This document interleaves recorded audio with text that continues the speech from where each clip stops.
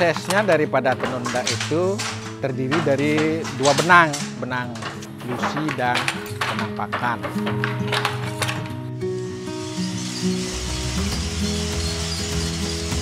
Proses daripada benang itu adalah pertama ngelos, kemudian dicelup benang itu dulu, kemudian baru dikelos, kemudian baru dipempen ke penganyunan. Jadilah dia benang lusi.